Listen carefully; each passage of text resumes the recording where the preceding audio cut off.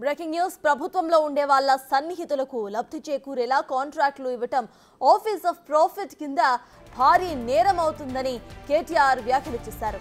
అయితే కాంగ్రెస్ బీఆర్ఎస్ నేతల మధ్య మాటల యుద్ధం సాగుతోంది. బీఆర్ఎస్ ప్రభుత్వం హయాంలో మల్లారెడ్డి, పల్లా రాజేశ్వరరెడ్డిలతో మల్లారెడ్డి, అనురాగ్ ప్రైవేట్ యూనివర్సిటీలు పెట్టించింది మీరు కాదా అని కాంగ్రెస్ నేతలు ప్రశ్నిస్తున్నారు.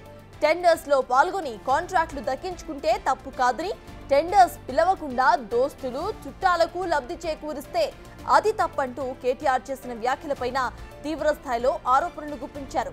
మీ దగ్గరి బంధువైన బోయినపల్లి శ్రీనివాసరావుకు చెందిన ప్రతిమా ఇన్ఫ్రాస్ట్రక్చర్స్ కు వేల కోట్ల లబ్ధి చేకూర్చిన సంగతి మర్చిపోయారంటూ ఎక్స్ వేదికగా టీపీసీసీ ప్రచార కమిటీ చైర్మన్ రామ్మోహన్ ప్రశ్నించారు.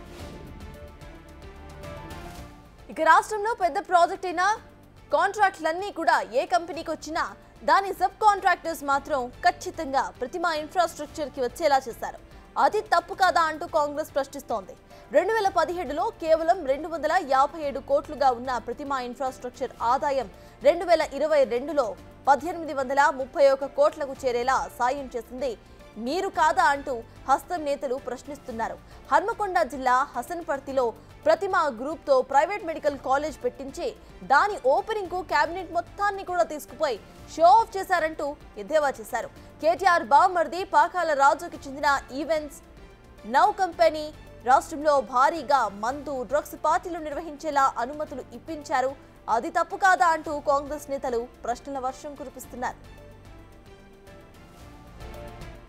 పచ్చ కామెరలు వచ్చిన వారికి లోకమంతా కూడా పచ్చగానే కనిపిస్తుందని, గత పాలనలో మీ బంధువులు అనుచరులకు వేలాది కోట్లు దోచిపెట్టిందే మీరేనంటూ అధికార పార్టీ నేతలు చెబుతున్నారు.